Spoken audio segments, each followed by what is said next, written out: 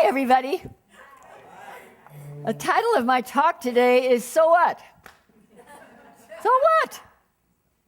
So what if you tried before and it didn't work out? So what if they left you? So what if the deal fell through?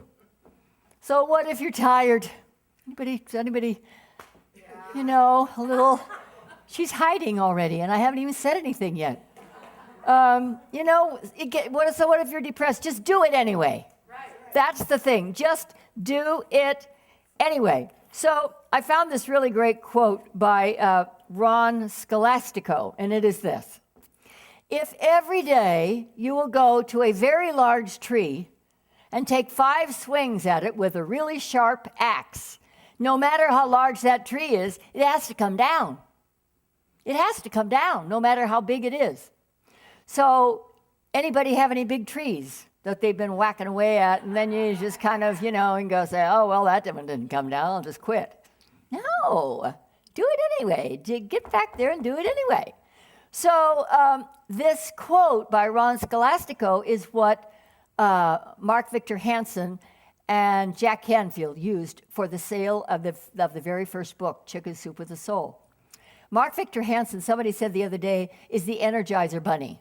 He just you can't stop him. He just goes and goes and goes and goes.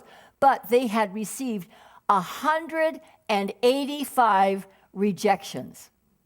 108. Any actors in here? A couple, 2 or 3. Can you even imagine being we get, that's a certain amount of the business, but 100 times in a row? At some point you're going to say, well, maybe I'll become a chef.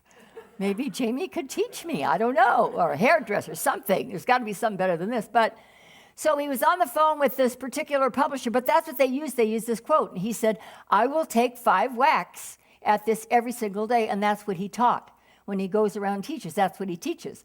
Take 5 whacks at whatever it is every single solitary day and don't stop. So what's the operative word in that sentence? In the quote?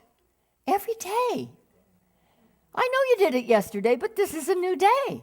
Tomorrow starts a whole new week. We started, this is a new month. Begin again. Do it anyway. Do it again. Do it a different way. Do it another way. Get some help, find something. So he had this publisher on the line, and he said, I dare you to just open the book. Let it just fall open anywhere it falls open and read what's on that page and then tell me that you're not interested. This was like the 186th.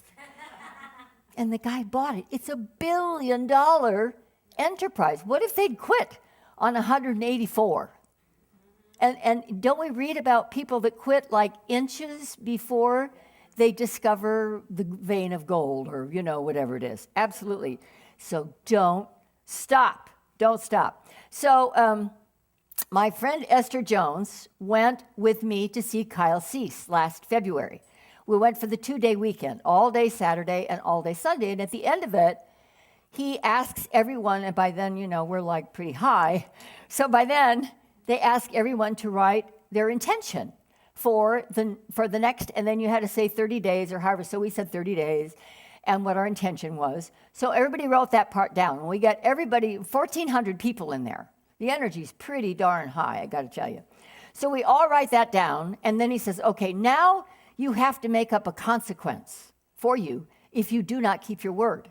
So he said, my consequence, Kyle Cease's consequence was, in February, I have to pay somebody on his staff whose name I don't remember, but a specific person, $10,000 if I fail to keep my word one of these 30 days. So Esther and we made our thing. I had my consequence. I'm not going to tell you what it is. But we did our 30 days. We went, wow, that was easy. Let's do another 30 days. We did another 30 days. It was great. So we went back in May. Well, he upped the stakes on us. Now it's 100 days. And I got to tell you, my hand was shaking when I, and they're picking them up. They say, give me the card. I'm going, oh, okay. And I put my name down. 100 days, that's till September. That's a long time.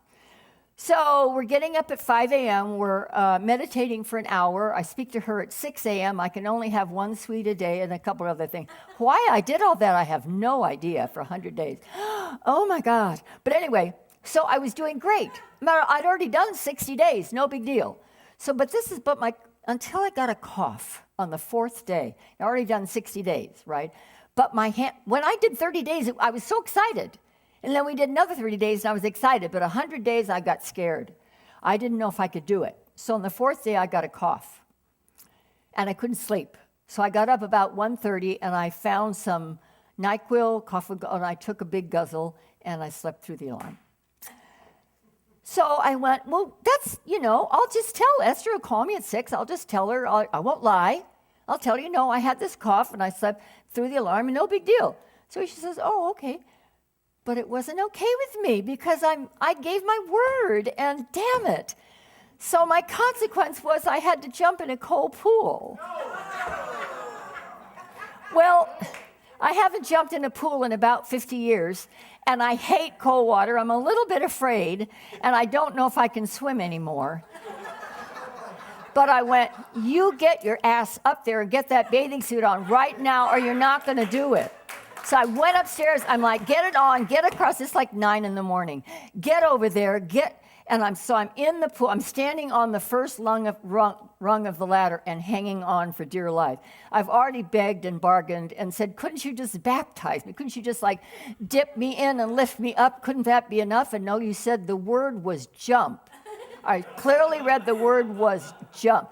So I'm going, okay, 1, 2, 3, go. 1, 2, 3, go. Why do they go? Go, go. And then my little voice says, in order to go, you have to let go of the ladder. So I went, oh shit. So I let go, and I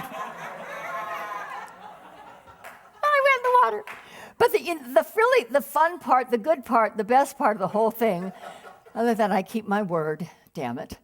I'm not looking forward to doing it again tomorrow. However, I wound up, there wasn't anybody there. We have this fabulous pool. The sun was shining, thank God. It wasn't 60-degree water. And I wound up floating on my back in the deep end, and I wasn't afraid. I wasn't afraid. So I conquered the fear as well as conquered my fear of jumping. I wasn't afraid anymore. Wow, that was big. That was really a big one for me. I love that. So, wow. So, what is the ladder that you're hanging on to? And going, but why am I not reaching my goal? Well, because the ladder is our security. It's everything we've learned about how life works for us. If I do it like this, I know I can make it work. But this also is everything in our past. It's everything that we've already tried. And maybe what we need to try is something that we've never tried. We don't even know what it is. So we have to let go of the ladder and move into the not knowing. We have to be willing to not know and go anyway. I wasn't sure. I knew I wouldn't drown. And I made it to the side. It wasn't pretty, but I got there. No one was watching. I don't think anything's going up on Facebook, thank God. But we have to take a chance. We have to risk it and do it anyway. Absolutely. Do it anyway.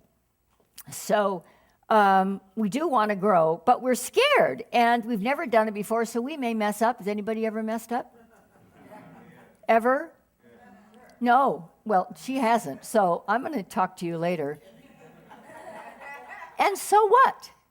So what? We just get up and do it again. Just get up and do it again. For sure. So I want to talk about forgiveness. Unforgiveness is hanging onto the ladder.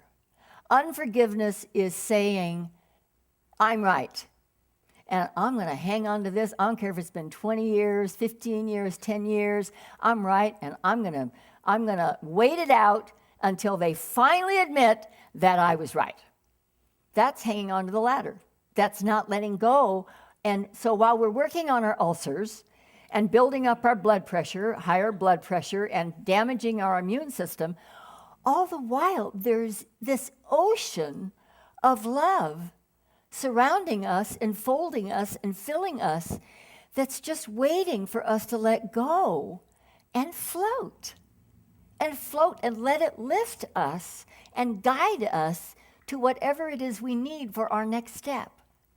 Whatever we need. It's a bliss beyond anything we can comprehend. The love of the divine is bigger than anything we can comprehend. All the love we could put together can't begin to touch that.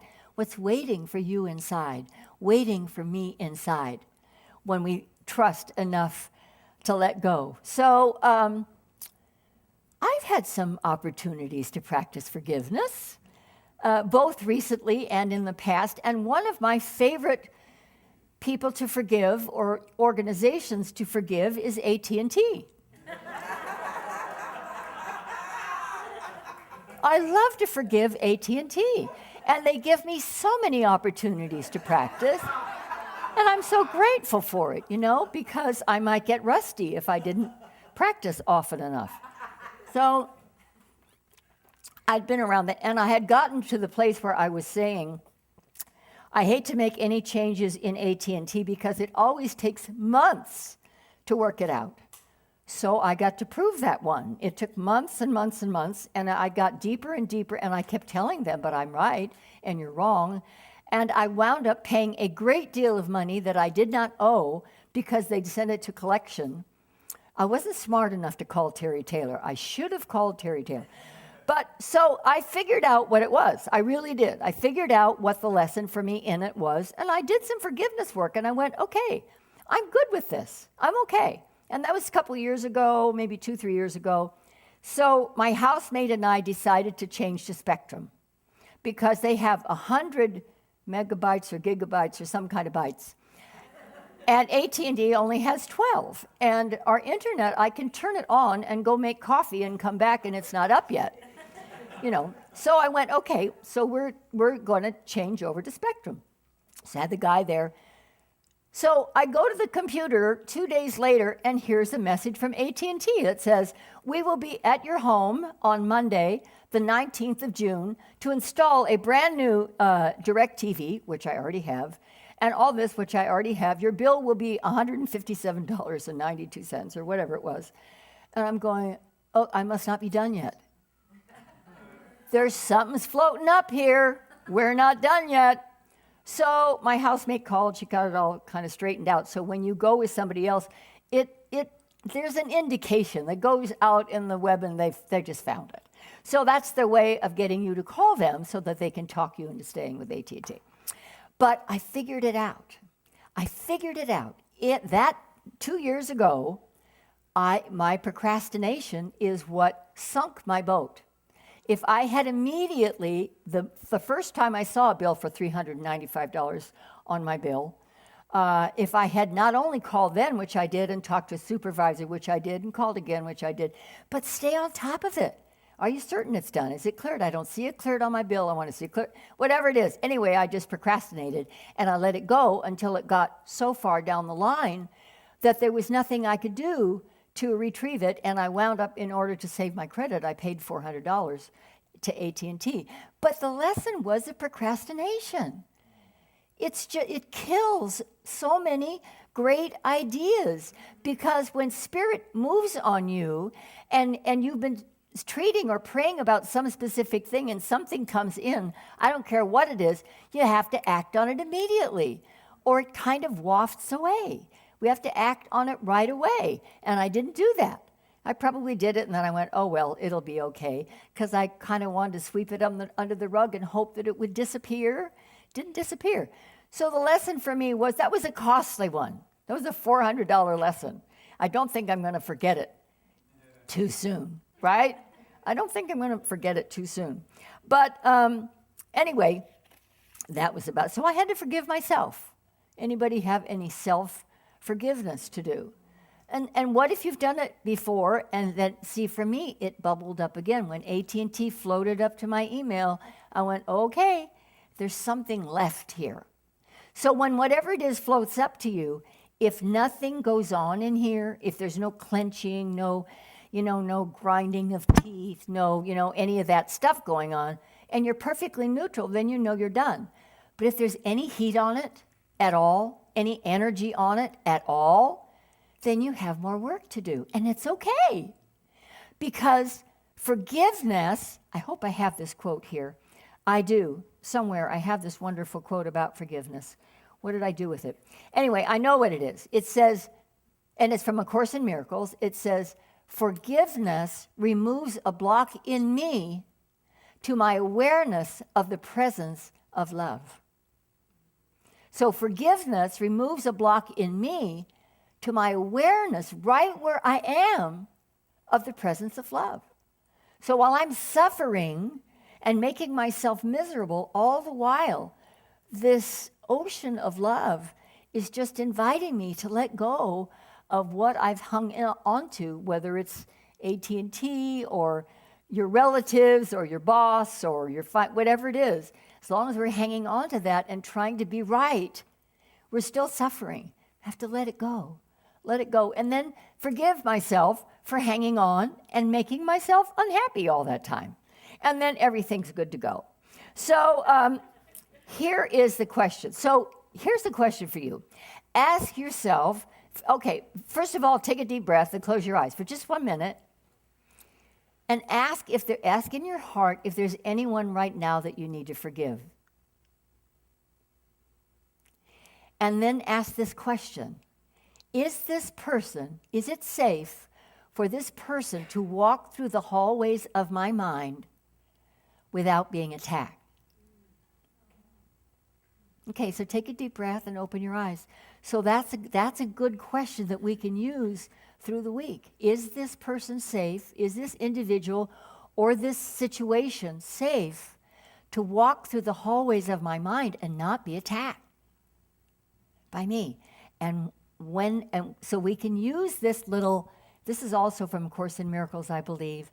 May you be happy. I'm going to let you repeat this after me. May you be happy. May you be peaceful. May all good things come your way. And may you walk in peace. When you can say those 4 things, may you be happy, may you be peaceful, may all good things come your way, and may you walk in peace. When you can say that about that individual or situation and really feel it in your heart, really feel it, not just the words. Remember, it's our energy, it's our feeling tone that moves it into the universe. And the universe will back us up as soon as we move into our heart space and wish everyone in our life well. And that goes for everybody around the world. We need to wish everyone around the world peace, happiness, that good things come their way, everything we want for ourselves. We need to give to everybody else. We can't withhold it from them and want it for ourselves. So I invite you to do a daily practice of forgiveness. So at the end of every day, just ask, or through the day, just ask if there's anyone that you need to forgive. And if you want to know, I usually do it in the evening, when I'm getting ready for bed. If there's anything, it'll float up. If there's not, then just give thanks for the day. And if there is, just notice it. It's not a big deal. Just notice it and say thank you, and then do your forgiveness work. May you be happy. May you be peaceful. May all good things come your way, and may you walk in peace. Namaste.